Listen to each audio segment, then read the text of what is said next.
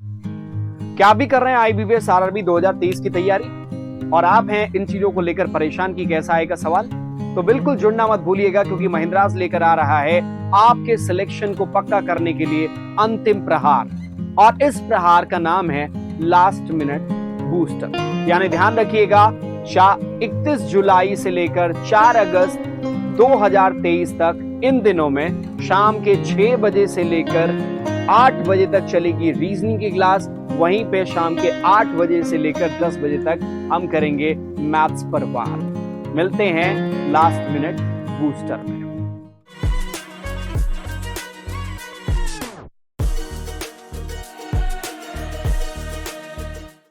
क्या आप देने जा रहे हैं आईबीपीएस आरआरबी का एग्जाम और कैसे आएंगे क्वेश्चंस, इसको लेकर हैं परेशान? तो आपके इन्हीं सवालों का करने निदान महिंद्राज लेके आ रहा है आईबीपीएस आरआरबी का महा मैराथन। तो जुड़ना मत भूलिए 30 जुलाई रविवार सुबह 10 बजे से शाम को 6 बजे तक सिर्फ महिंद्राज के ऑफिशियल यूट्यूब चैनल पर।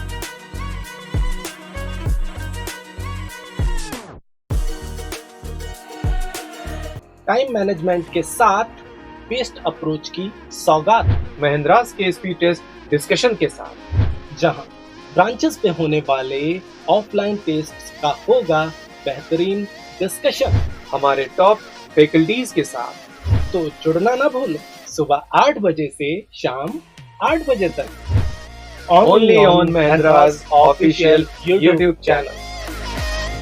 कर लीजिए सिलेक्शन की तैयारी, क्योंकि सीपीओएसआई 2023 की है बारी। जी हाँ, महिंद्राज लेकर के आ रहा है दमदार 20 दिन लगातार। तो जुड़ना ना भूलें 20 जुलाई से सुबह 10 बजे हमारे लक्ष्य बैच के साथ, only on Mahendra's official YouTube channel.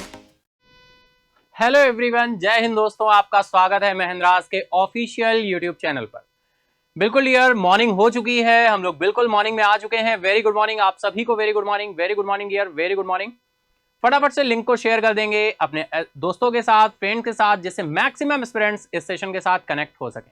ठीक है डियर, फटाफट से कनेक्ट हो जाएंगे अपने दोस्तों के साथ, फ्रेंड के साथ, लिंक को शेयर कर देंगे जिससे वो भी इस सेशन का लाभ उठा सके। तो बिल्कुल यार, जैसा कि आप देख पा रहे हैं 27 जुलाई का करंट अफेयर लेकर मैं तैयार हूं। क्या आप भी तैयार हैं? तो चलिए शुरू करते हैं, बढ़ते हैं अपने इंस्पिरेशनल कोट की तरफ, यानी दोहे की तरफ। ठीक है, तो तब तक फटाफट से आप लिंक शेयर कर दीजिए, हम लोग चलते हैं दोहे की तरफ। देखते हैं आज का दोहा हमें क्या सिखाने वाला है, क्या समझाने वाला है। डियर, अगर हम आज की बात करें तो आज का दोहा हमसे क्या बोल रहा है? रात गवाई सोए के, दिवस गवाया खाए, हीरा जन्म अमोल सा, कोड़ी बदले जाए। बिल्कुल डियर, इसको आपने जरूर सुना होगा कुछ इस तरह से। बहुत ही अच्छा दोहा है ये। रात गवाई सोए के, दिवस गवाया खाए, हीरा जन्म अमोल सा, कोड़ी बदले जाए। है ना डियर? बिल्कुल। तो रात गवाई सोए के, दिवस गवाया खाए, यहां पर कबीरदास जी कहने की समझाने की कोशिश कर रहे हैं कि जो रात है वो हमने सोकर गवा दी, और जो दिन है वो हमने खाने पीने और अदर कामों में गवा दिया। जो हमारा जन्म है वो बहुत ही अनमोल है, अमूल्य है, हीरे से भी ज्यादा बहुमूल्य है, और उसमें हमने अगर कुछ बहुमूल्य काम नहीं किया, कोई भी मूल्यवान काम नहीं किया, तो ये क्या कोड़ी के भाव क्या हुआ? हमने अपने दिन को बेकार किया। जो मनुष्य जन्म है ये बहुत ही दुर्लभ है डियर, है ना? मनुष्य जन्म बहुत ही दुर्लभ है। हमारा एक एक दिन हमारे लिए बहुत बड़ी अपॉर्चुनिटीज, बहुत सारी संभावनाएं लेकर आता है, बहुत सारी पॉसिबिलिटीज लेकर आता है। तो इस दिन का हमें मूल्य समझते हुए, अपने कामों को करते हुए, अपने टाइम को क्या करना चाहिए? यूजफुल बनाना चाहिए। यही बात यहां पर बोली गई है। ठीक है डियर, तो आई होप आप दोहे का अर्थ समझ पाए होंगे। रात गवाई सोए के, दिवस गवाया खाए, हीरा जन्म अमोल सा, कोड़ी बदले जाए। ठीक है डियर, तो आई होप बिल्कुल आप क्लियर कर पा रहे होंगे, समझ पा रहे होंगे इसको कि किस तरह से हमारी लाइफ के साथ ये कनेक्ट होता है ना? जिंदगी ऐसे ही आगे बढ़ती जाती है, दिन आते जाते हैं, है ना? दिन आते जाते रहते हैं, और फाइनली अगर हम वर्किंग को, अपने कामों को ध्यान देते हुए, फोकस करते हुए, उसका मूल्य समझते हुए अगर आगे नहीं बढ़ेंगे तो कहीं ना कहीं हम ठहरे रह जाएंगे। और डियर, आपको पता है ठहरा हुआ जो भी व्यक्ति होता है, ठहरा हुआ पानी भी क्या होने लगता है? एक टाइम के बाद वहां से भी आपकी प्रॉब्लम आने लगती है, यानी गंध आने लगती है ठहरे हुए पानी से भी। इसलिए हमेशा बहते रहना चाहिए, आगे बढ़ते रहना चाहिए। ठीक है, तो चलिए इसी पॉजिटिव वाइब के साथ, इसी इंस्पिरेशनल कोट के साथ, इसी दोहे के साथ हम शुरू करेंगे आज के सेशन को। बढ़ते हैं अपने फर्स्ट स्लाइड की तरफ। फर्स्ट स्लाइड जो भी न्यू ईयर एंड ईयर उनकी जानकारी के लिए बता दूं, जैसा आप सभी को पता है इस सेशन में PIB, all India radio, the Hindu, Hindustan times, times of India and business standard and other sources से सिलेक्टेड न्यूज कलेक्ट करके कंपाइल की जाती है जो आपके एग्जाम के लिए रिलेवेंट हो। इस सेशन में क्या कैसे हम डिस्कशन करते हैं, जो भी न्यू ईयर हैं उनके लिए मैं बता दूं यार, आप सभी को पता है इस सेशन में पहले हम न्यूज को डिस्कस करते हैं, टॉप 10 न्यूज का टारगेट रखते हैं, 10 न्यूज का, वो न्यूज डिस्कस होती हैं। देन उसके बाद में हम लोग स्टैटिक पार्ट पे कोई ना कोई पार्ट डिस्कस करते हैं, स्टैटिक जीके या कंपाइल फैक्ट को डिस्कस करते हैं, कंपाइल करंट अफेयर फैक्ट को, या इसके बाद हम एमसीक्यूज की तरफ चलते हैं। एमसीक्यू के बाद में हम लोग क्विज विनर अनाउंस करते हैं और इसके बाद में टुडे क्विज क्वेश्चन को देखते हैं। ठीक है डियर, तो चलिए चलते हैं अपनी फर्स्ट न्यूज की तरफ, देखते हैं आज की फर्स्ट न्यूज हमें क्या कहने वाली है। तो डियर हम आते हैं फर्स्ट न्यूज पर। फर्स्ट न्यूज आ रही है बिल्कुल आईएमएफ इंटरनेशनल मॉनेटरी फंड की। अगर हम बात करें डियर, अभी हमने कुछ दिन पहले आपका जीडीपी फोरकास्टिंग देखा था, और जीडीपी फोरकास्टिंग ये किसके द्वारा की गई थी, है ना, फटाफट से बताएंगे आप लोग कमेंट बॉक्स में। बिल्कुल अभी हमने देखा था कुछ दिन पहले ही, लास्ट वीक ही हमने देखा था, है ना, पिछले वीक हमने देखा था जीडीपी फोरकास्टिंग आई थी। और अब जो फोरकास्टिंग निकल कर आ रही है वो निकल कर आ रही है आईएमएफ की, इंटरनेशनल मॉनेटरी फंड के द्वारा इंडिया की जीडीपी ग्रोथ रेट को क्या किया गया है, फोरकास्ट किया गया है, इंडियाज ग्रोथ को फोरकास्ट किया गया है, बल्कि हम बोलेंगे अपने पूर्वानुमान को क्या किया है, रिवाइज किया है। किसने? आईएमएफ ने। आईएमएफ ने जो पूर्वानुमान है जीडीपी का उसको क्या किया है, रिवाइज किया है। डियर मैं आपकी बता दूं, ये पहले 5.9% था फोरकास्टिंग जीडीपी की। जो प्रेजेंट फाइनेंशियल ईयर चल रहा है, चालू वित्त वर्ष है FY24, इसके लिए जीडीपी फोरकास्टिंग जो थी आईएमएफ के द्वारा वो 5.9% थी। अब इसे आईएमएफ ने इंक्रीज करके कितना कर दिया है, 6.1% कर दिया है। कितना कर दिया है, 6.1% कर दिया है। जीडीपी फोरकास्टिंग कितनी कर दी है, 6.1% कर दिया है। किसने? आईएमएफ ने। ठीक है, चलिए कुछ और पॉइंट्स देखते हैं। तो international monetary fund has raised India's growth forecast, projected का gross domestic product growth 6.1% in the current fiscal. Current fiscal के लिए कितना कर दिया, 6.1%। ठीक है, जीडीपी फोरकास्ट कितना कर दिया है, 6.1% कर दिया है, यानी रिवाइज किया है। पहले ये कितना था, 5.9% था, 5.9% से इंक्रीज करके इसको 6.1% कर दिया है। करंट फिस्कल, और करंट फिस्कल आप समझते हैं, current fiscal that is FY24।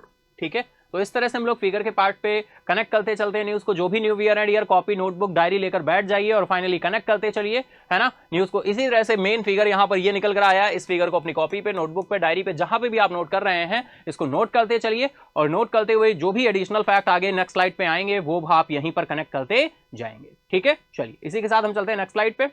Next देखिए क्या बोल रहे हैं, IMF has kept the GDP growth projection for the fiscal year 2024 and 2025 unchanged at 6.3%। Dear अगर हम बात करें FY24 की करंट फिस्कल जो है उसका तो फोरकास्टिंग कर दी है ना। FY25 जो अपकमिंग फाइनेंशियल ईयर है उसके लिए इन्होंने कोई भी चेंज नहीं किया है। पहले भी बोला था 6.3%, एज इट इज अभी भी वैसा ही है। ठीक है, तो FY25 के लिए यानी 2024-25 के लिए जो है आईएमएफ की फोरकास्टिंग वो कितनी है, 2024-25 के लिए जो है 6.3%, वो ऐसे ही उसी पर क्या है, बरकरार है। ठीक है, तो डायरेक्टली देखिए फोरकास्टिंग होती है, डायरेक्टली हमारे एग्जाम का पार्ट बन जाती है, डायरेक्टली पूछा जा सकता है। आईएमएफ ने अभी हाल ही में इंडिया की जीडीपी ग्रोथ को फोरकास्ट किया है ना, अभी इसको रिवाइज किया है, रिवाइज करके कितने परसेंट कर दिया है, तो 6.1%। ठीक है, और पहले ये कितना था, 5.9% था। ठीक है, करंट फिस्कल, और इन फ्यूचर FY25 के लिए कितना बोला है, 6.3%। ठीक है, आई होप इतना पॉइंट आपको क्लियर होगा। आईएमएफ का हेडक्वार्टर, आईएमएफ का एस्टेब्लिशमेंट ईयर, ये सारे आप लोग कमेंट बॉक्स में बताएंगे। ठीक है डियर, इंटरनेशनल मॉनेटरी फंड में बात करें डियर, कंट्री में अगर इंडिया कंट्री को रिप्रेजेंट करने जाए आईएमएफ में, तो आईएमएफ में कौन रिप्रेजेंट करेगा, है ना। हमेशा डियर आईएमएफ में जो भी कंट्रीज का सेंट्रल बैंक होता है उसके गवर्नर रिप्रेजेंट करते हैं। वर्ल्ड बैंक में कौन रिप्रेजेंट करता है, वर्ल्ड बैंक में फाइनेंस मिनिस्टर रिप्रेजेंट करते हैं। वर्ल्ड बैंक में कौन रिप्रेजेंट करता है कंट्री को, फाइनेंस मिनिस्टर रिप्रेजेंट करते हैं। और आईएमएफ में कौन रिप्रेजेंट करेगा, इंटरनेशनल मॉनेटरी फंड में जो भी सेंट्रल बैंक होता है सेंट्रल बैंक के गवर्नर रिप्रेजेंट करते हैं। ठीक है डियर, आई होप इतना पॉइंट आपको क्लियर होगा। चलिए इसी के साथ चलते हैं नेक्स्ट देखिए एक और पॉइंट निकल कर आ रहा है, global headline inflation. Global headline inflation की अगर बात करें तो इन्फ्लेशन में यहां पर देखो क्या बोला है आईएमएफ ने, इन्फ्लेशन में एक्सपेक्ट किया है फॉल टू 6.8%।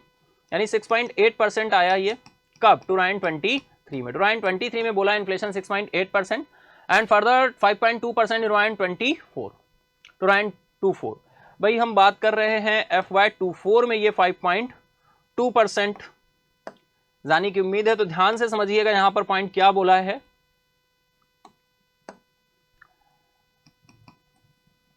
ये FY23 की बात की इन्होंने। FY23 में 6.8% रहा, FY23 में 6.8% रहा इन्फ्लेशन रेट, और प्रेजेंट जो ईयर चल रहा है यानी करंट जो फिस्कल है उसमें इन्होंने कितना बोला है 5.2% बोला है। ठीक है, और इससे पहले अगर हम बात करें डियर तो इन्फ्लेशन हमारा बहुत ही हाइक पे था FY22 में। FY22 फाइनेंशियल ईयर की अगर हम बात करें तो यहां पर इन्फ्लेशन हमारा बहुत ही हाइक पे था, 8.7% था। और इसे कंट्रोल करने के लिए आरबीआई ने कौन सा कदम उठाया था आप बताइए। इससे पहले जब पॉइंट और कोई न्यूज आई है तो मैंने आपका डिस्कस किया हुआ है, तो आप बताइए आरबीआई के द्वारा क्या ऐसा कदम उठाया गया था जिससे इस इन्फ्लेशन को कंट्रोल किया जा सके। डियर 8.50 लाख करोड़ की जो लिक्विडिटी है ये मार्केट में इंक्रीज हो गई थी। किस वजह से बताइए, किस वजह से? कोविड आने की वजह से मार्केट में मनी फ्लो को बढ़ाया गया था, तो 8.50 लाख करोड़ की लिक्विडिटी जो है वो मार्केट में इंक्रीज हो गई थी। इस लिक्विडिटी को बहुत ही कैसे सकआउट किया जाए, जब कोविड गया तो इसको कैसे कम किया जाए इस लिक्विडिटी को। इस वजह से आरबीआई के द्वारा मॉनेटरी पॉलिसी में रिवर्स रेपो रेट जो आप सभी जानते हैं जो कि प्रेजेंट टाइम कितना परसेंट है 3.35% है, इसको यहीं पर क्या कर दिया गया, स्टे कर दिया गया, रोक दिया गया। और इसकी जगह पर प्रेजेंट टाइम कौन वर्क कर रहा है? इसकी जगह पर काम कर रहा है टेम्परेरी रूप से कौन? SDF, standing deposit facility rate. Standing deposit facility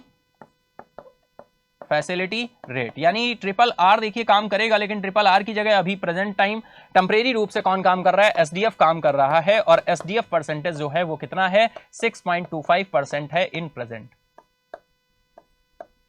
ठीक है, कितने परसेंट है? 6.25% है इन प्रेजेंट।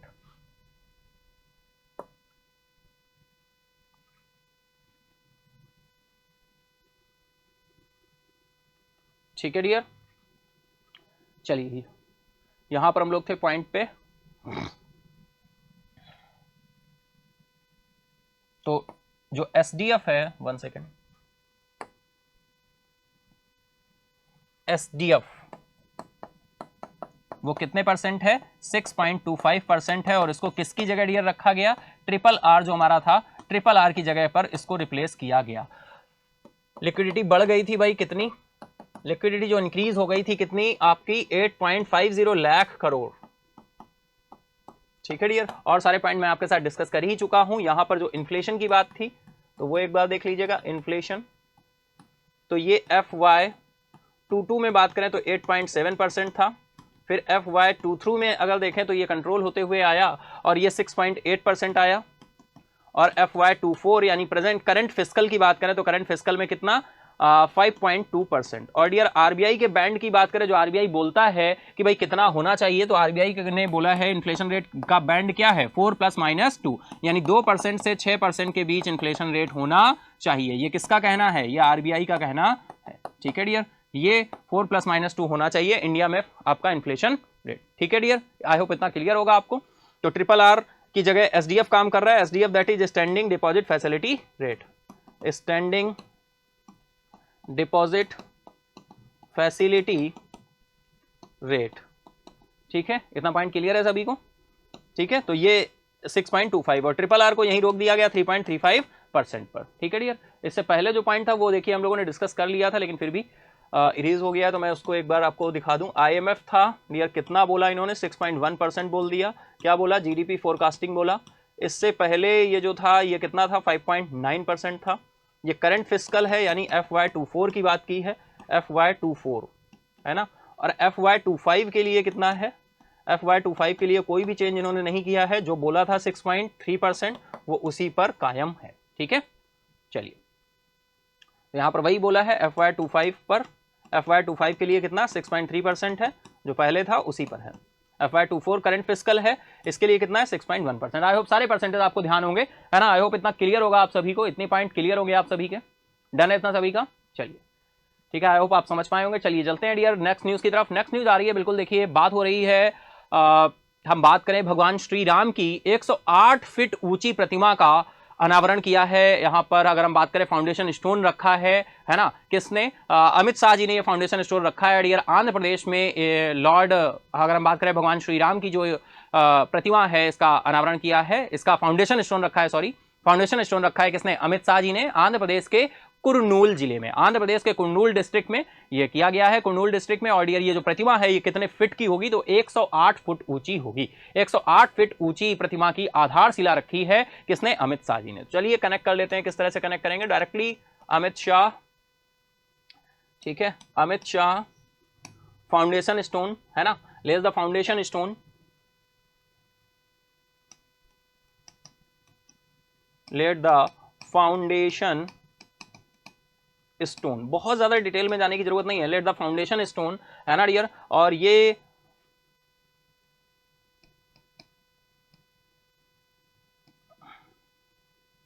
भगवान श्री राम की प्रतिमा कितने फुट की है डियर? 108 फीट, 108 फीट की प्रतिमा है जिसका लेट द फाउंडेशन स्टोन रखा है गया है किसके द्वारा? अमित शाह जी के द्वारा रखा गया है डियर। ये कहां पर है? आंध्र प्रदेश के कुरनूल डिस्ट्रिक्ट में, ठीक है, आंध्र प्रदेश के कुरनूल डिस्ट्रिक्ट, हमें ध्यान रखना है, आंध्र प्रदेश के कुरनूल डिस्ट्रिक्ट, ठीक है। तो ये पॉइंट आपको इतना ध्यान रखना है डियर, ठीक, आंध्र प्रदेश के कुरनूल डिस्ट्रिक्ट में, ठीक है।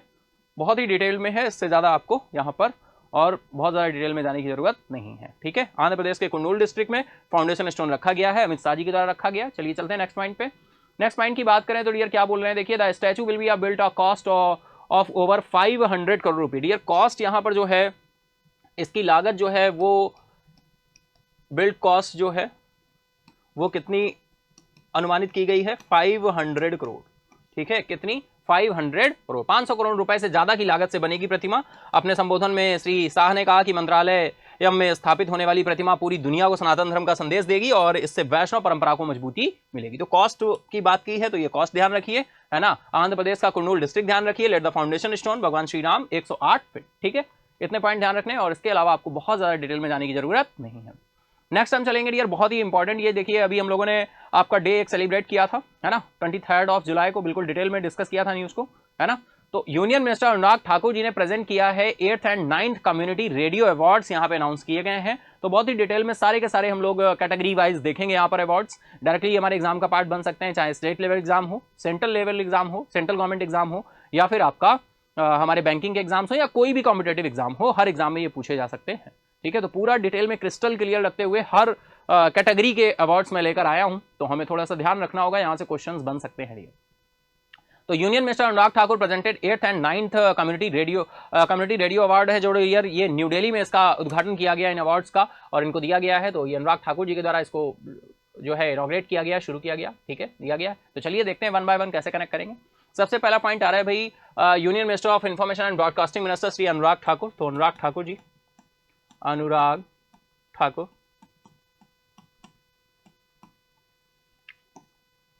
Conferred at the 8th and 9th national community radio awards, ठीक है, इनके द्वारा आपके रेडियो पुरस्कार प्रदान किए गए हैं। तो 8th and 9th national community radio award, national broadcasting day अभी हमने सेलिब्रेट किया था, national community radio award, national community radio award. तो ध्यान से देखते जाइएगा और इसे कनेक्ट करते जाइएगा डियर। ये नेशनल ब्रॉडकास्टिंग डे जब हमने सेलिब्रेट किया था उसी दिन फाइनल जब हमने ये डिस्कस किया था डियर, वही तभी ये अवार्ड दिए गए थे। तो अब हम इनको डिस्कस करने वाले डिटेल में, बहुत ही हम देखें तो हर कैटेगरी हम लोग डिस्कस करने वाले हैं, ठीक है।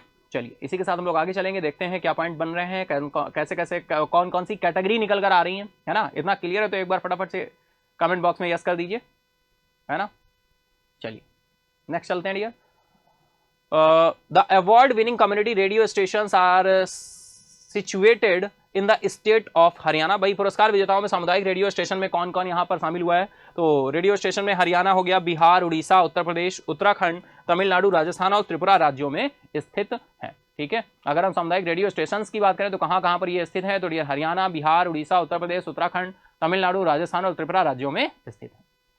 चलिए देखते हैं।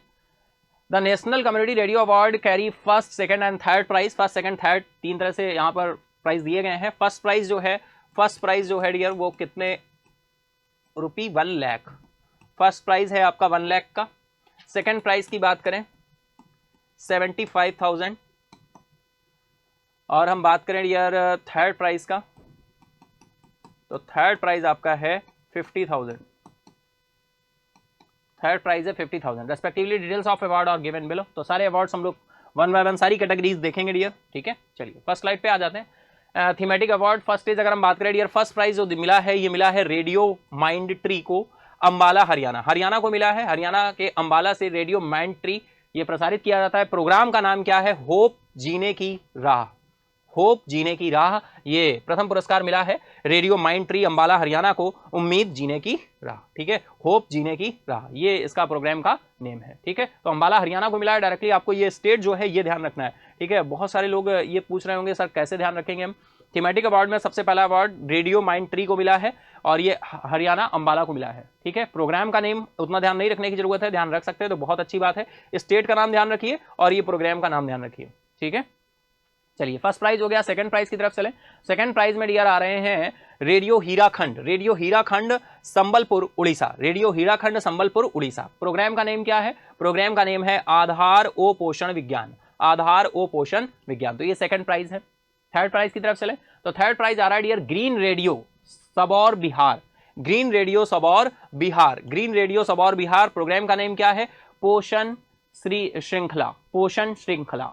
ठीक है, पोषण श्रृंखला। तो ये थर्ड अवार्ड हो गए। अब देखिए कैटेगरी वाइज हम लोग चलेंगे एक एक करके डियर। यहाँ पर most innovative community engagement award की बात हो रही है। Most innovative community engagement award की बात करें तो फर्स्ट सेकंड प्राइज यहाँ पर, फर्स्ट सेकंड थर्ड और ये प्राइज किसे मिले हुए हैं? तो देखिए most innovative community engagement award में अगर हम बात करें तो फर्स्ट प्राइज मिला है किसको? रेडियो एसडी मुजफ्फरनगर को। रेडियो एसडी मुजफ्फरनगर को, उत्तर प्रदेश। प्रोग्राम का नेम क्या है? हिजरा इन बिटवीन, है ना। प्रोग्राम का नेम क्या है? हिजरा इन बिटवीन। ठीक है, हिजरा इन बिटवीन। सेकंड प्राइज किसे मिला है? सेकंड प्राइज मिला है Kabir radio Sant Kabir Nagar, Uttar Pradesh. Kabir radio Sant Kabir Nagar, Uttar Pradesh. Name of programme है सेल्फी ले ले रे। ठीक है, थर्ड अवार्ड किसे मिला है? थर्ड अवार्ड मिला है रेडियो माइंड ट्री को अंबाला हरियाणा के लिए, बुक बग्स। ठीक है, सेम स्लाइड आपकी हिंदी में भी अवेलेबल है। प्रथम पुरस्कार रेडियो एसडी मुजफ्फरनगर, उत्तर प्रदेश। कार्यक्रम का नाम हिजरा इन बिटवीन, अभी हम लोगों ने डिस्कस किया। तो ये सर्वाधिक नवोन्मेषी सामुदायिक सहभागिता पुरस्कारों में है। देखिए जब मेनली ये टैग करके ना पूछा जाए कि most innovative community engagement award बताइए, जब ये पूछा जाए तब आप फर्स्ट सेकंड थर्ड इनको करेंगे।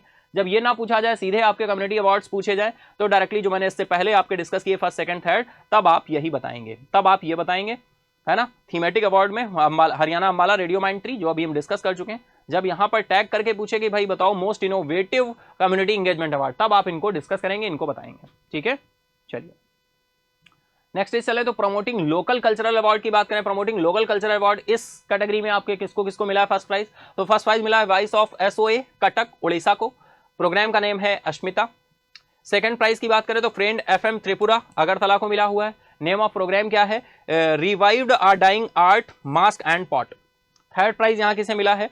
तो मिला है पटना नगर जानवानी पटनागर उत्तराखंड। ठीक है, नेम ऑफ द प्रोग्राम है दादी माँ का बटुआ। दादी माँ का बटुआ। ठीक है डियर, तो ये आपके स्थानीय संस्कृति पुरस्कारों को बढ़ावा देने के लिए प्रथम पुरस्कार voice of SO Cuttack Orissa, कार्यक्रम ग्राम अस्मिता। दूसरा फ्रेंड एफएम त्रिपुरा अगरतला, है ना, एक लुप्त होती कला को पुनर्जीवित किया, मास्क और पॉट। तृतीय पुरस्कार है पंतनगर जनवानी पंतनगर उत्तराखंड, दादी माँ का बटुआ।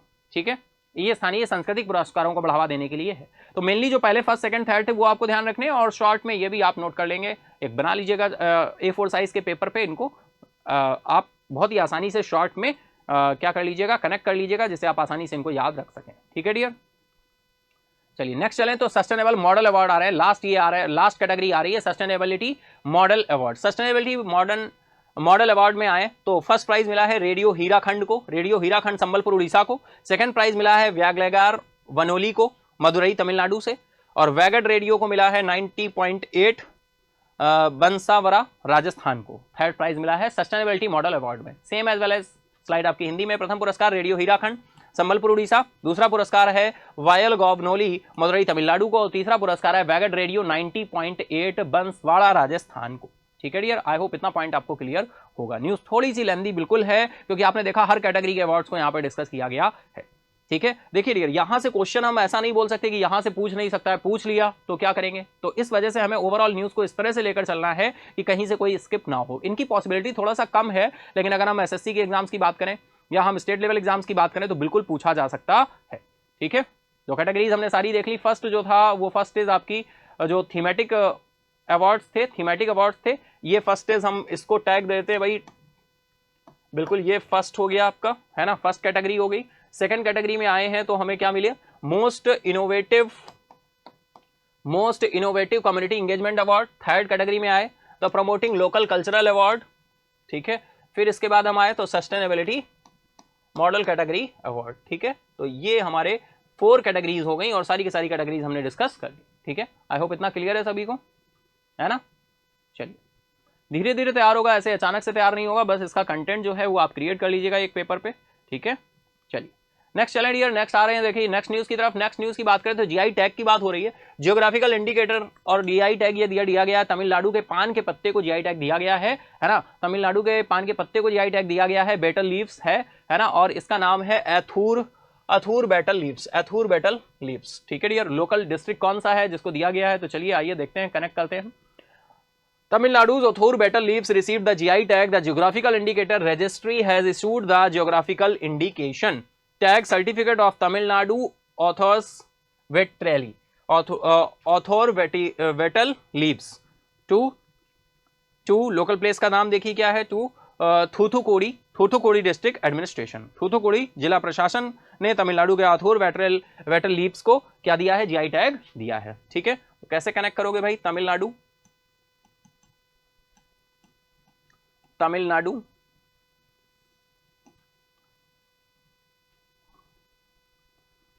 जीआई टैग दिया गया है, किसे दिया गया है भाई,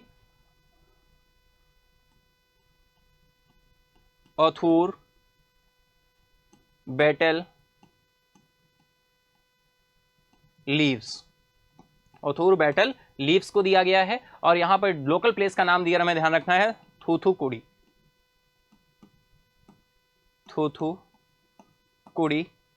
डिस्ट्रिक्ट।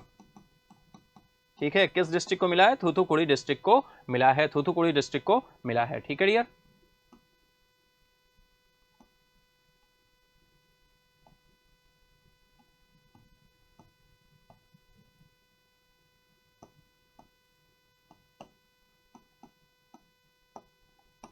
थूथुकुडी जिला। तो यहां पर क्या ध्यान रखना है, यहां पर ये थूथुकुडी डिस्ट्रिक्ट ध्यान रखना है। जीआई टैग मिला है, अथूर वेटल लीव्स को मिला है, पान के पत्ते को मिला है, तमिलनाडु का डिस्ट्रिक्ट है। इतना पॉइंट केवल आपको ध्यान रखना है और बहुत ज्यादा डिटेल में नहीं जाना है। अथूर वेटल लीव्स, इतना क्लियर है सभी को, आई होप इतना क्लियर होगा आप सभी को, है ना डियर। चलिए इसी के साथ चलते हैं नेक्स्ट पेज हम लोग। नेक्स्ट ईयर आ जाए तो नेक्स्ट देखिए बात हो रही है 5th helicopter and small aircraft summit की। 5th helicopter and small aircraft summit जो हेल्ड हुई है, ये मध्य प्रदेश में हेल्ड हुई है। कहां पर हेल्ड हुई है, मध्य प्रदेश में हेल्ड हुई है। और कब, 25 जुलाई को, 25 जुलाई को ये हेल्ड हुई है डियर। उड़े देश का आम नागरिक जो है, इससे रिलेटेड बहुत सारे दायरा बढ़ाने के लिए हेलीकॉप्टर्स का, है ना, इसके दायरे को बढ़ाने के लिए यहाँ पर ये 5th हेलीकॉप्टर लघु विमान शिखर सम्मेलन जो है, इसका आयोजन किया गया है। इसका जो उद्घाटन है, समारोह है, इसको उद्घाटन किसने किया है, तो उद्घाटन यहाँ पर बिल्कुल हमारे civil aviation minister Jyotiraditya Scindia ji की बात करें, उन्होंने, और मध्य प्रदेश के मुख्यमंत्री साहब शिवराज सिंह चौहान जी ने किया है। चलिए देखते हैं, कनेक्ट करते हैं 5th helicopter and small aircraft summit. Directly question बनेगा, 5th helicopter and small aircraft summit कहां पर आयोजित की गई, तो आपको बताना होगा dear. 5th helicopter small aircraft जो समिट है, ये कहां पर हेल्ड की गई है, तो हेल्ड ऑन खजुराहो, मध्य प्रदेश के खजुराहो में ये हेल्ड की गई है। खजुराहो, ठीक है, एमपी, खजुराहो, ठीक है, खजुराहो एमपी। और डियर ये आपका अगर हम डेट की बात करें तो डेट वैसे आपसे नहीं पूछेगा, लेकिन डेट भी आप ध्यान रख सकते हैं 25 जुलाई 2023। आई होप इतना क्लियर हो रहा होगा सभी को, है ना। 5th helicopter and small aircraft summit कहां पर, मध्य प्रदेश के खजुराहो में इसे हेल्ड किया गया है। और कब हेल्ड किया गया है, 25 जुलाई को, 25 जुलाई को, ठीक है। सीधे वन लाइनर है, यहां पर बहुत ज्यादा डिटेल में जाने की जरूरत नहीं है, ठीक है। पॉइंट टू पॉइंट हम लोग डिस्कस करते हुए चलते हैं, आई होप इतना आपको क्लियर हो रहा होगा, ठीक है। 5th helicopter and small aircraft summit है जो कि मध्य प्रदेश के खजुराहो में आयोजित की गई, हेल्ड की गई है और 25 जुलाई को, ठीक है। नेक्स्ट हम चलें और ये देखते हैं यहां पर क्या पॉइंट बोल रहे हैं।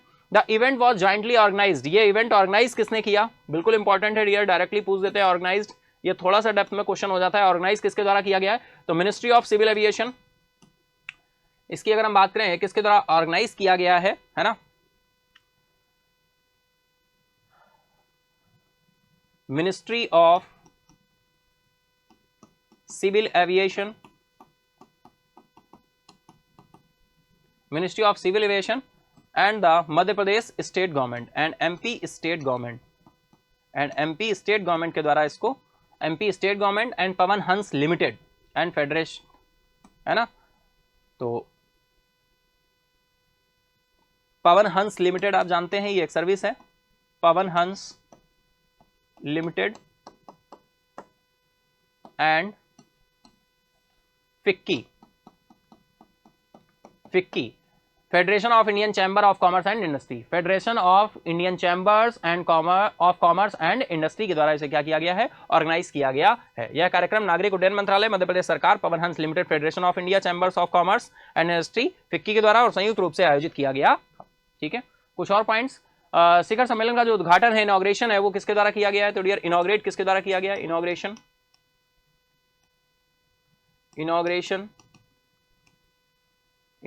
किसके द्वारा किया गया, सीएम मध्य प्रदेश के, है ना, शिवराज सिंह चौहान जी।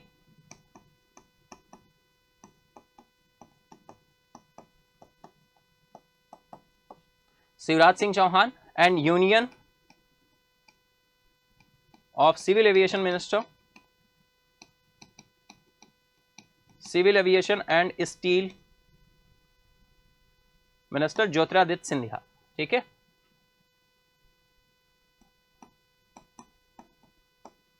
ज्योतिरादित्य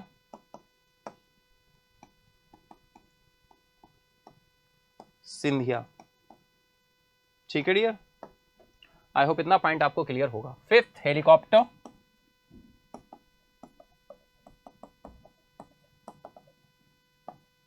समिट, ठीक है। इससे पहले भी हमने एक फिगर बनाया था, तो ये 2 से 3 पॉइंट आपको ध्यान रखने। इनॉग्रेशन किसके द्वारा किया है, शिवराज सिंह चौहान जी के द्वारा किया है, ज्योतिरादित्य सिंधिया जी के द्वारा किया गया है, ठीक है।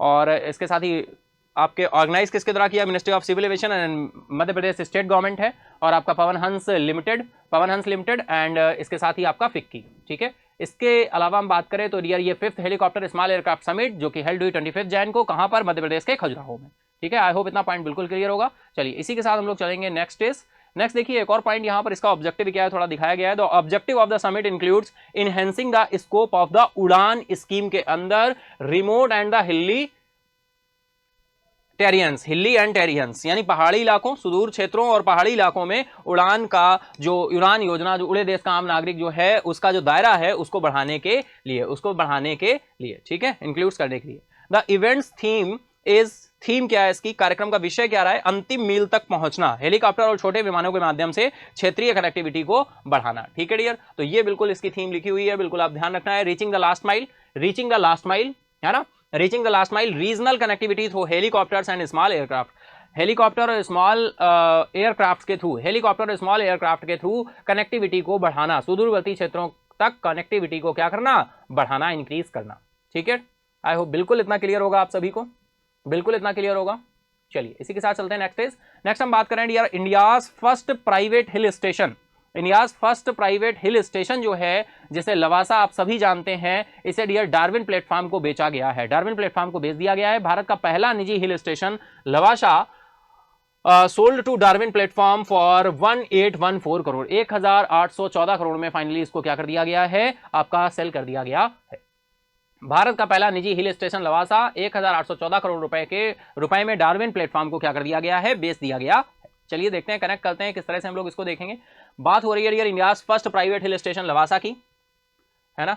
तो डायरेक्टली हमने यहां पर लिख लिया लवासा, ठीक है, लवासा। इंडिया की बात करें, India's first private hill station, India's first private hill station, India's private first hill station, इसे डियर शोल्ड कर दिया गया है, सेल कर दिया गया है, ठीक है। किसको? डार्विन प्लेटफॉर्म इंफ्रास्ट्रक्चर को, डार्विन प्लेटफॉर्म इंफ्रास्ट्रक्चर को, इंफ्रास्ट्रक्चर को, ठीक है। 1.8 थाउजेंड करोड़, 1.8 थाउजेंड करोड़, लेकिन अगर हम फुल बोले तो 1814 करोड़, 1814 करोड़। तो ये आपको अमाउंट भी यहां पर क्या रखना है, ध्यान रखना है, ठीक है। नेशनल कंपनी लॉ ट्रिब्यूनल यानी एनसीएलटी, एनसीएलटी का देखो फुल फॉर्म ध्यान रख लेना। एनसीएलटी क्या है भाई? NCLT that is NCLT national company law tribunal, national company law tribunal, national company law tribunal. National company law tribunal की मंजूरी के बाद भारत के पहले निजी हिल स्टेशन लवासा को डार्विन प्लेटफॉर्म इंफ्रास्ट्रक्चर को 1814 करोड़ रुपए में क्या कर दिया गया है, बेच दिया गया है। तो डियर किसको? लवासा को। आप सभी जान रहे हैं, है ना, सारे पॉइंट आप कनेक्ट कर पा रहे होंगे, आई होप, ठीक है, क्लियर है इतनी बात। चलिए नेक्स्ट चलते हैं, कुछ और पॉइंट देखिए क्या बोल रहे हैं। डार्विन प्लेटफॉर्म इंफ्रास्ट्रक्चर की समाधान योजना को एनसीएलटी ने स्वीकार कर लिया है और इसमें 1814 करोड़ रुपए का भुगतान शामिल है, ठीक है, पहले ही डिस्कस कर चुके हैं। नेक्स्ट इज एक और पॉइंट आ रहा है भाई, Lavasa hill station is situated in the pictures. क्यों यहां पर हम बात करें तो यहां पर डियर आपकी मुलसी वैली जो है वो स्थित है, Mulshi valley within the western Ghat near Pune, है ना। तो लवासा हिल स्टेशन, कुछ चीजें यहां पर ध्यान रखनी है। लवासा हिल स्टेशन सिचुएटेड कहां पर है dear? Lavasa hill station western Ghat near Pune, Pune की बात करें तो Pune, western Ghat, western Ghats, and हम बात करें तो आपकी मुलसी वैली, ठीक है, वेस्टर्न घाट है, मुलसी वैली है, नियर अबाउट पुणे, ठीक। नेक्स्ट इज, अगर बात करें it was establish by 2000, dear establish कब हुआ था? एस्टेब्लिश्ड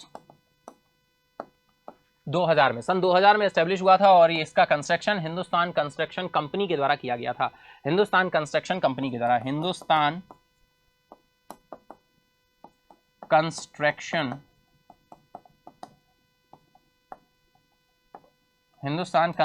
कंपनी के द्वारा किया गया था, हिंदुस्तान कंस्ट्रक्शन कंपनी के द्वारा किया गया था, becoming the India's first private hill town. ये इंडिया का फर्स्ट प्राइवेट हिल टाउन था, फर्स्ट प्राइवेट हिल टाउन था, ठीक है डियर। आई होप इतना बिल्कुल समझ पा रहे होंगे आप, क्लियर कर पा रहे होंगे, ठीक है डियर। सारे के सारे पॉइंट डिटेल में हमने डिस्कस कर लिए हैं। एस्टैब्लिश कब हुआ था? सन 2000 में, ठीक है।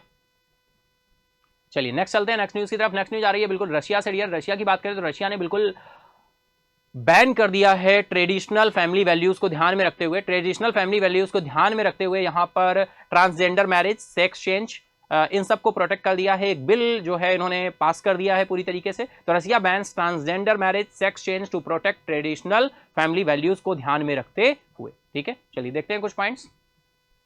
तो डायरेक्टली यहां पर हम Russia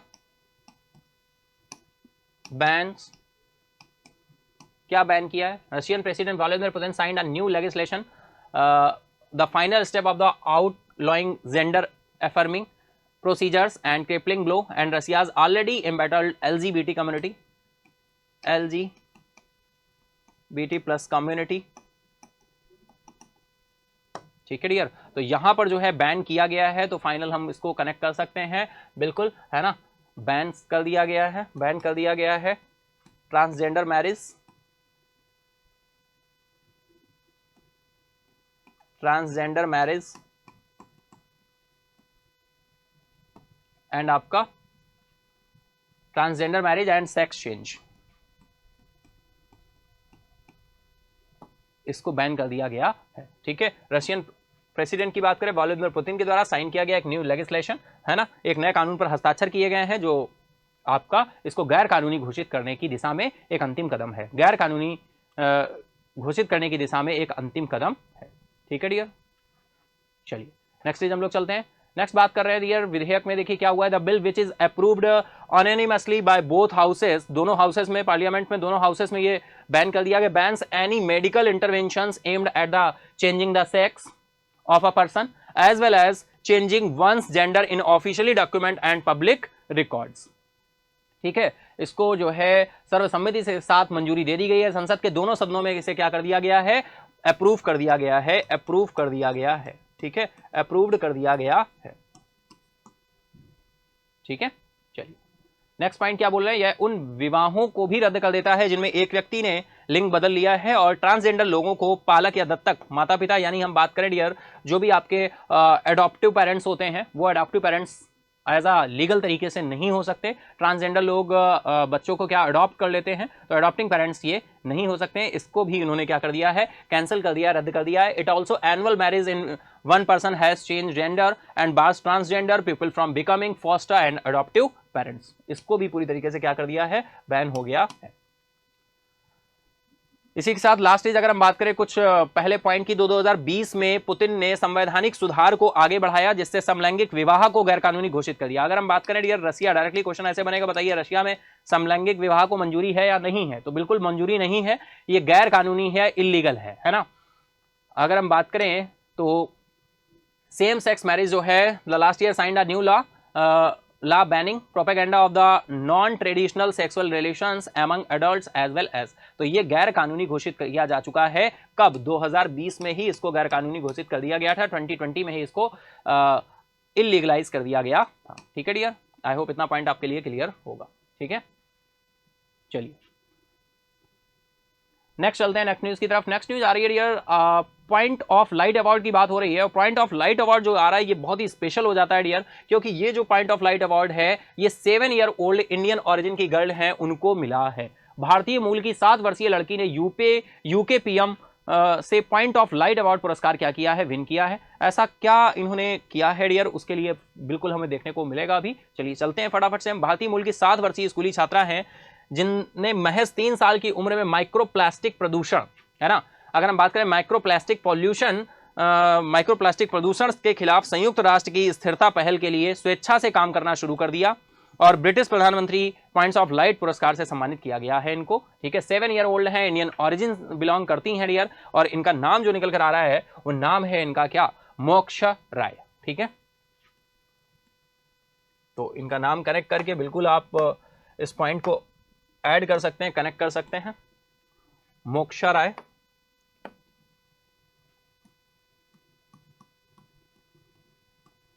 moksha Roy 7 year old, 7 year old हैं ये। Point of light award, point of light award,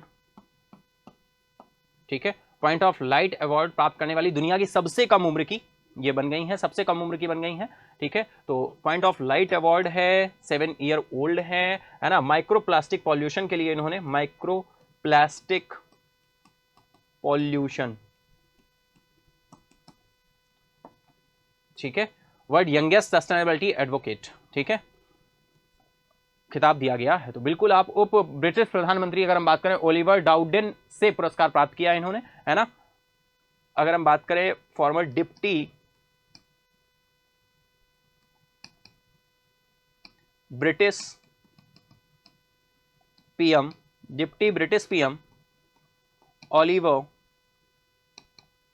डाउडेन से इन्होंने ये अवार्ड क्या किया है, रिसीव किया है। ठीक है डियर, तो अपनी तरह का बिल्कुल स्पेशल है, तो इस वजह से आपको पॉइंट ऑफ लाइट अवार्ड ध्यान रखना है। मोक्षा राय जी का नाम आ रहा है, इंडियन ओरिजिन से बिलोंग करती हैं। ठीक है डियर, चलिए नेक्स्ट हम बात करें, नेक्स्ट न्यूज आ रही है बिल्कुल डियर, नेक्स्ट न्यूज आ रही है, Indian surf team wins bronze medal. Bronze medal ये विन किया है हमने एशियन सर्फिंग चैंपियनशिप में, एशियन सर्फिंग चैंपियनशिप में हमने ब्रॉन्ज मेडल विन किया है। कहां से पदक जीता है, एशियाई सर्फिंग चैंपियनशिप में। ठीक है डियर, तो ये जो एशियाई सर्फिंग चैंपियनशिप थी ये कहां पर आयोजित की गई, मालदीव्स में आयोजित की गई डियर। तो चलिए फटाफट से हम लोग देखते हैं है ना, Asian surfing championship, Asian surfing championship 2023, है ना, 2023। डियर यहां पर ये कहां पर हेल्ड हुई है, तो हम बात करें ये मालदीव्स में हेल्ड हुई है। मालदीव्स, मालदीव की राजधानी माले है, मालदीव की राजधानी माले है। और करेंसी बताइएगा फटाफट से, है ना, मालदीव्स। मालदीव्स में अगर हम लोकल प्लेस की बात करें कहां पर ये हुआ है, तो मालदीव्स के अगर हम लोकल प्लेस की बात करें तो ये थुली सद्दू आइलैंड, ठीक है, थोली सद्दू आइलैंड है, वहां पर ये आयोजित किया गया है।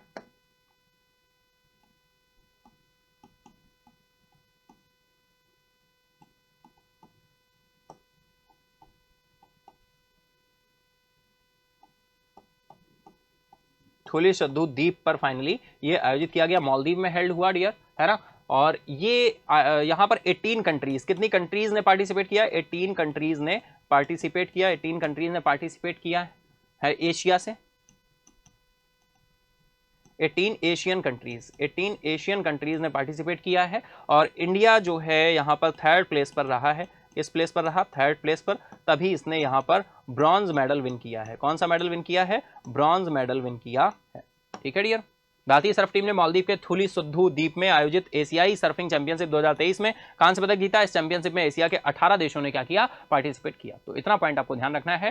डायरेक्टली क्वेश्चन बनेगा, एशियन सर्फिंग चैंपियनशिप अभी हाल ही में कहां आयोजित की गई? तो मालदीव के थुली सद्दू आइलैंड में की गई है। लोकल प्लेस का नाम, आइलैंड का नाम भी आपको ध्यान रखना है, ठीक है। इंडिया ने ब्रॉन्ज मेडल विन किया है। कितने कंट्रीज ने पार्टिसिपेट किया? 18 कंट्रीज ने पार्टिसिपेट किया है। नेक्स्ट चले, तो भाई बात हो रही है as a team India scored. India ने जो स्कोर किए हैं वो 2708 पॉइंट्स किए हैं, ये आपसे कोई नहीं पूछेगा। सिक्योरिंग द थर्ड पोजीशन पर रहा है इंडिया, बिल्कुल। ब्रॉन्ज मेडल विन किया है। Japan won the gold, Japan ने डियर गोल्ड मेडल विन किया है ना। गोल्ड मेडल किसने विन किया है? जापान ने गोल्ड मेडल विन किया है, ठीक है। और कांस्य पदक इंडिया ने जीता है, ब्रॉन्ज मेडल। इसी के साथ ही नेक्स्ट स्टेज चलें, तो भारतीय surfers will now get ready for the first ever world surfing league. World surfing league जो होने वाली है फर्स्ट एवर, ये कहां पर होने वाली है डियर? ये महाबलीपुरम, तमिलनाडु के महाबलीपुरम में आयोजित की जाएगी। तमिलनाडु के महाबलीपुरम में आयोजित होगी। और ये डियर आयोजित होने वाली है इसी ईयर, आपकी कब आयोजित होने वाली है? ये 14 से 20 अगस्त 2023 में आयोजित होने वाली है, ठीक है। इसको नाम दिया गया, फर्स्ट एवर हो रही है world surfing league, world surfing league. तो ये आगे के लिए भी हमारा प्रिपेयर हो गया, WSL यानी वर्ल्ड सर्फिंग लीग 2023 जो ये होने वाली है, ये इंडिया में होगी। इंडिया के तमिलनाडु के महाबलीपुरम में होने वाली है, ठीक है, महाबलीपुरम में होने वाली है। और महाबलीपुरम में होने वाली है। और इससे पहले जो हमने डिस्कस किया, जहां पे इंडिया ने ब्रॉन्ज मेडल विन किया है, तो ये एशियन सर्फिंग चैंपियनशिप थी, एशियन सर्फिंग चैंपियनशिप थी, ASC, एशियन सर्फिंग चैंपियनशिप, जो मालदीव के थुली सद्दू आइलैंड में आयोजित की गई थी। यहाँ पर गोल्ड मेडल किसने? जापान ने विन किया था। आई होप बिल्कुल क्रिस्टल क्लियर हुआ होगा, सारे जो भी पॉइंट्स थे वो आपके क्लियर हुए। ये एडिशनल फैक्ट आगे के लिए तो प्रिपेयर हो गया, जब ये होगी वर्ल्ड सर्फिंग लीग तो फिर से ये न्यूज में रहेगा और हम लोग बिल्कुल डिस्कस करेंगे। तो तमिलनाडु के महाबलीपुरम में होना है, 14 से 20 अगस्त के बीच ये होनी है। वर्ल्ड सर्फिंग लीग है ना, वर्ल्ड सर्फिंग लीग है, आप समझ पा रहे होंगे, वर्ल्ड सर्फिंग लीग है, विश्व सर्फिंग लीग है, ठीक है डियर। चलिए, तो dear compiled fact on current affairs, compiled fact की तरफ चलते हैं। ये था हमारा आज का न्यूज का सिलसिला। आई होप आपको न्यूज समझ आई होंगी, आपने न्यूज को एंजॉय किया होगा, ठीक है डियर। बिल्कुल कनेक्ट करते चलेंगे, जैसे आपने देखा फिगर्स के पार्ट पे हम लोग डिस्कस करते चलते हैं, उसी तरह से आपको अपनी न्यूज को कनेक्ट करते हुए चलना है। चलिए कंपाइल्ड फैक्ट करंट अफेयर्स पर देख लेते हैं आज हम क्या पॉइंट आपके लिए लेकर आए। तो डियर आज हम आपके लिए ग्रैंड स्लैम लेकर आए हैं। ग्रैंड स्लैम के लिए सबसे पहली इंफॉर्मेशन, सबसे पहली इंपॉर्टेंट पॉइंट, ये आप सभी को पता भी होगा, लेकिन अगर नहीं पता है तो डियर अगर हम देखें तो ग्रैंड स्लैम में आपके कितने टाइटल निकल कर आते हैं? 4 टाइटल्स निकल कर आते हैं। और ये 4 टाइटल्स कौन कौन से हैं? Australian open, French open, Wimbledon. अब अगर इस ईयर की बात करें यानी ग्रैंड स्लैम 2023 की बात करें, तो इस ईयर जो हो चुके हैं वो ऑस्ट्रेलियन ओपन हो चुका है, फ्रेंच ओपन हो चुका है, विंबलडन हो चुका है, US ओपन अभी नहीं हुआ है। तो इनके मेंस सिंगल किसने जीता, वुमेन सिंगल किसने जीता, ये हम आपके लिए कंपाइल्ड फैक्ट लेकर आए। लेकिन उससे पहले हमें ये पता हो जाए कि ऑस्ट्रेलियन ओपन कब जो है शुरू हुआ था, कहाँ होता है, किस तरह का सरफेस पर होता है। तो डियर ऑस्ट्रेलियन ओपन 1905 में ये एस्टेब्लिश हुआ था और ये डियर हार्ड कोर्ट पर होता है। कैसे कोर्ट पर होता है, हार्ड कोर्ट पर होता है। और अगर हम बात करें जैन में होता है, 8 जनवरी से 29 जनवरी के बीच ये आपका मेलबर्न में ऑस्ट्रेलियन ओपन जो है खेला जाता है। फ्रेंच ओपन की बात करें डियर तो ये 1891 में एस्टैब्लिश किया गया था और ये क्ले कोर्ट पर खेला जाता है, क्ले कोर्ट पर खेला जाता है और ये मिड में मई टू जून मिड में होता है, यानी मई लास्ट में या जून के स्टार्टिंग में ये आपको देखने को मिलता है। विंबलडन की बात करें तो 1877 में डियर एस्टैब्लिश हुआ था। ये किस सरफेस पे होता है, ये ग्रास कोर्ट पर होता है, ग्रास कोर्ट पर होता है और ये डियर जुलाई में देखने को मिलता है, जुलाई में देखने को मिलता है। यूएस ओपन की बात करें 1881 में एस्टैब्लिश हुआ, ये हार्ड कोर्ट पर खेला जाता है और ये डियर हमें अगस्त से सितंबर के बीच देखने को मिलता है, अगस्त से सितंबर के बीच देखने को मिलता है। ठीक है, तो ये हमारे ग्रैंड स्लैम के 4 टाइटल्स हो गए। अब 1 बाय 1 हम देखेंगे टाइटल्स में कौन यहाँ पर किसने विन किया है। तो चलिए हम आ गए हैं grand slam winner 2023। Australian open की बात कर रहे हैं, 1905 में एस्टैब्लिश हुआ, हार्ड कोर्ट पर खेला जाता है और 8 से 23 जनवरी के बीच खेला जाता है।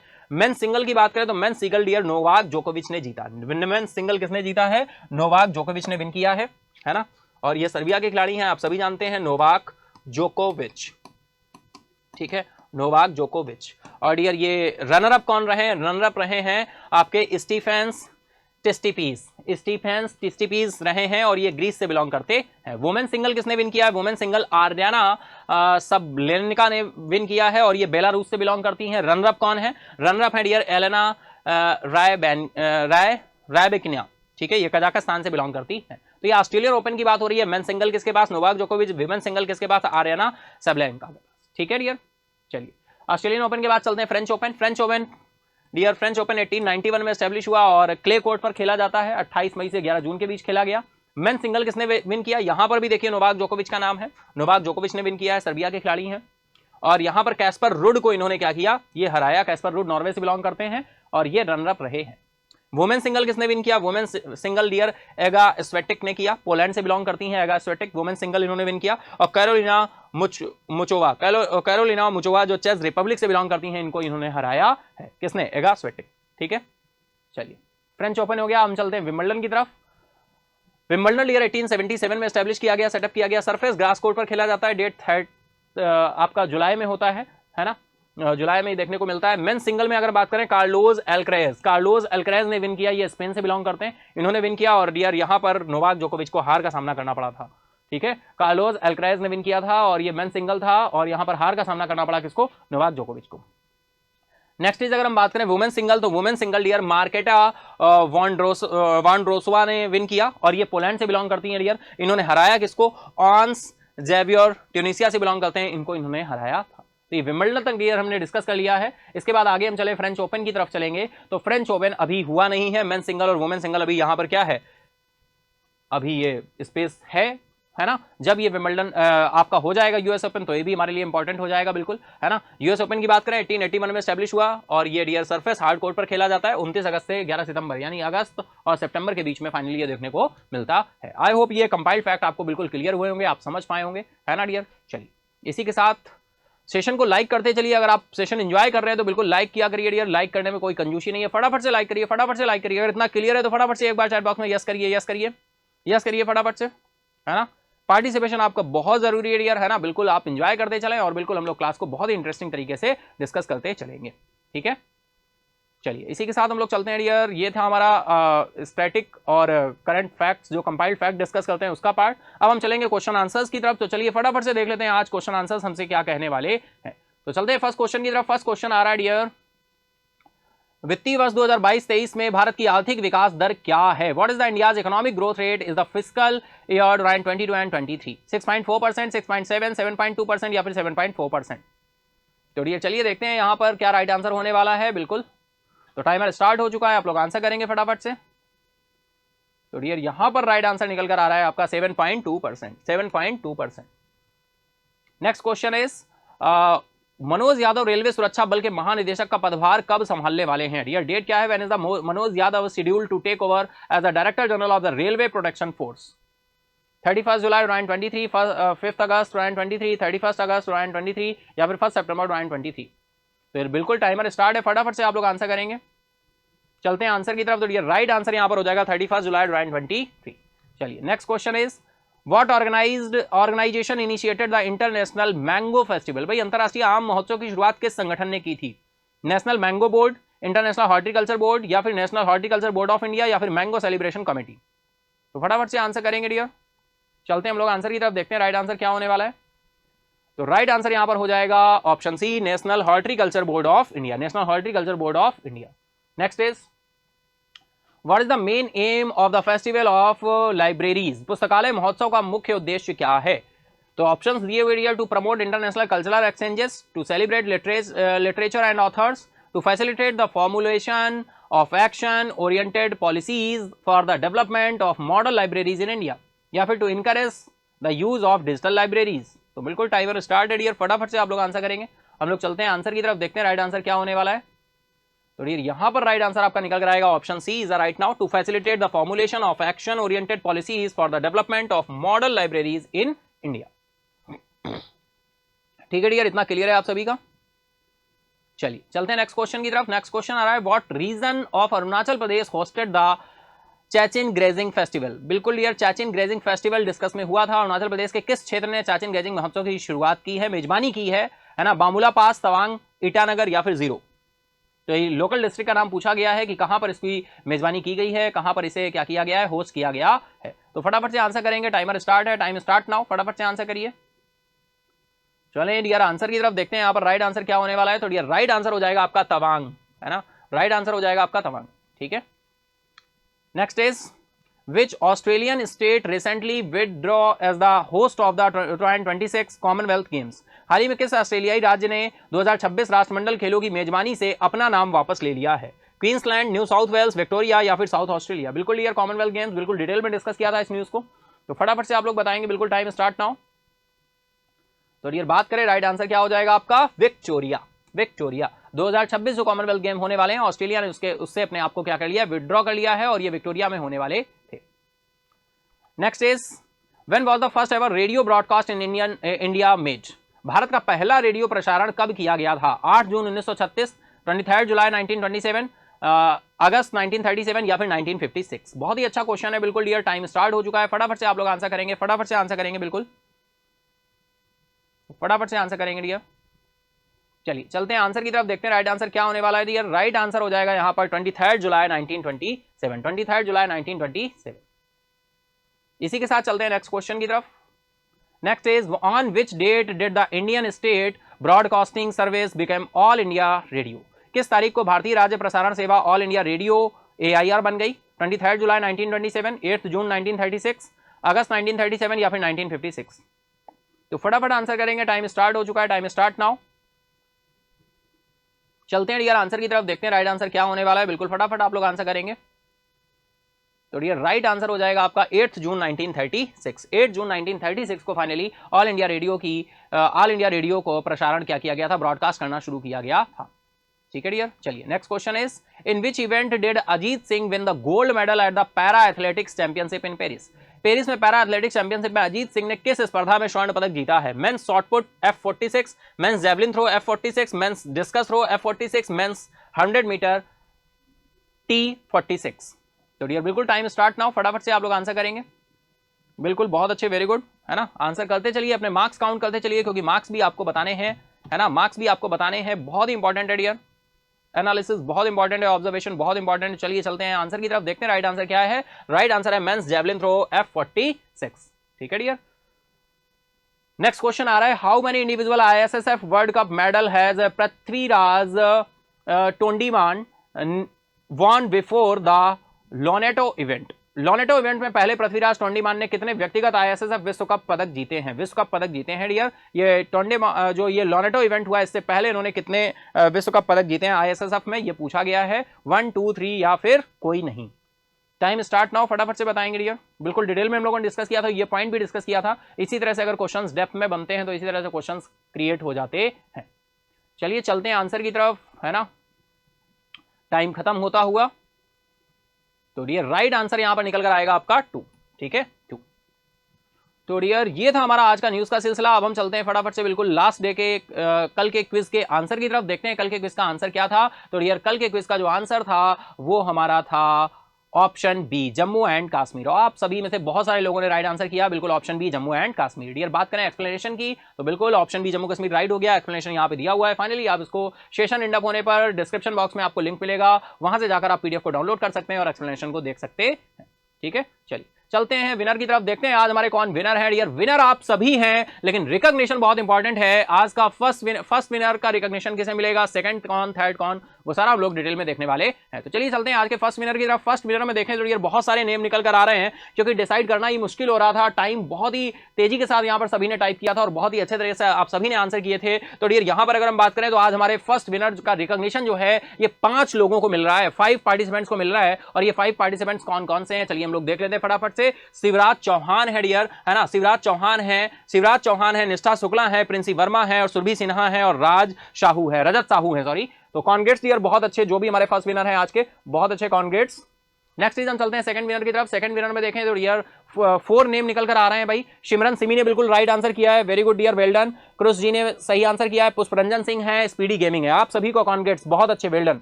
आप सभी भी क्लैपिंग करते चले, है ना, आप किसी के लिए क्लैपिंग करेंगे दुनिया आपके लिए क्लैप करेगी।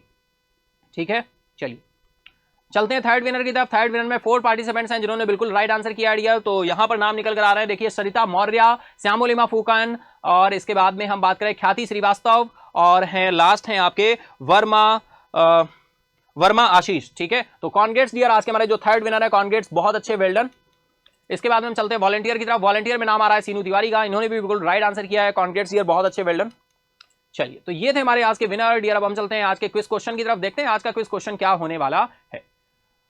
तो बिल्कुल क्विज के लिए मैं आपको बता दूं डियर, क्विज क्वेश्चन जो भी रहता है, जो भी न्यू ईयर है उनकी जानकारी के लिए बता दूं, जो भी ये क्विज क्वेश्चन होगा इसका आंसर आपको सेशन एंड अप होने पर मेन कमेंट बॉक्स में करना है। जो राइट स्पेलिंग के साथ सबसे पहले राइट आंसर करेगा वो हमारा फर्स्ट विनर होगा। देन उसी के साथ सेकंड विनर, थर्ड विनर, जैसे जैसे कमेंट आएंगे उसी तरह से वो डिसाइड किया जाएगा। ठीक है, तो चलिए चलते हैं आज के क्विज क्वेश्चन की तरफ। तो ये रहा आज का quiz question. Which organisation releases the World Investment Report? विश्व निवेश रिपोर्ट कौन सा संगठन जारी करता है? अंकटाड, WEF, IMF या फिर वर्ल्ड बैंक? तो डियर बिल्कुल इंतजार करिए सेशन एंड अप होने का और इस क्वेश्चन का आंसर बिल्कुल कमेंट बॉक्स में सबसे पहले करेंगे। जो सबसे पहले राइट आंसर करेगा वो हमारा फर्स्ट विनर होगा। ठीक है डियर, विनर आप सभी हैं लेकिन रिकॉग्निशन बहुत इंपॉर्टेंट है। तो चलिए इसी के साथ डियर आई होप आज का सेशन आपने एंजॉय किया होगा। अगर आज का सेशन आपने एंजॉय किया है तो फटाफट से लाइक करें, बिल्कुल लाइक करें, है ना, फटाफट से लाइक करें, अपने दोस्तों के साथ, फ्रेंड के साथ शेयर करना ना भूलें। और अगर अभी तक आपने महंद्राज ऑफिशियल को सब्सक्राइब नहीं किया है तो फटाफट से जाकर सब्सक्राइब करें। ठीक है डियर, तो इसी के साथ ही आज के लिए हम लोग इतना ही रखेंगे। Thank you everyone, goodbye and take care, have a nice day. क्या आप भी कर रहे हैं IBPS RRB 2023 की तैयारी और आप हैं इन चीजों को लेकर परेशान कि कैसा आएगा सवाल? तो बिल्कुल जुड़ना मत भूलिएगा, क्योंकि महिंद्राज लेकर आ रहा है आपके सिलेक्शन को पक्का करने के लिए अंतिम प्रहार। और इस प्रहार का नाम है लास्ट मिनट बूस्टर। यानी ध्यान रखिएगा, 31 जुलाई से लेकर 4 अगस्त 2023 तक इन दिनों में शाम के 6 बजे से लेकर 8 बजे तक चलेगी रीजनिंग की क्लास। वहीं पे शाम के 8 बजे से लेकर 10 बजे तक हम करेंगे मैथ्स पर वार। मिलते हैं लास्ट मिनट बूस्टर में। क्या आप देने जा रहे हैं IBPS RRB का एग्जाम और कैसे आएंगे क्वेश्चंस, इसको लेकर हैं परेशान?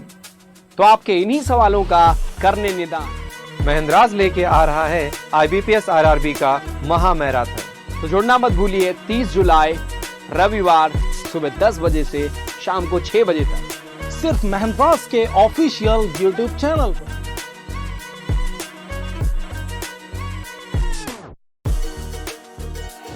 कर लीजिए सिलेक्शन की तैयारी, क्योंकि CPOSI 2023 की है बारी। जी हाँ, महिंद्राज लेकर के आ रहा है दमदार 20 दिन लगातार। तो जुड़ना ना भूलें 20 जुलाई से सुबह 10 बजे हमारे लक्ष्य बैच के साथ, only on Mahendra's official YouTube channel. Subscribe now and press the bell icon. Never miss an update.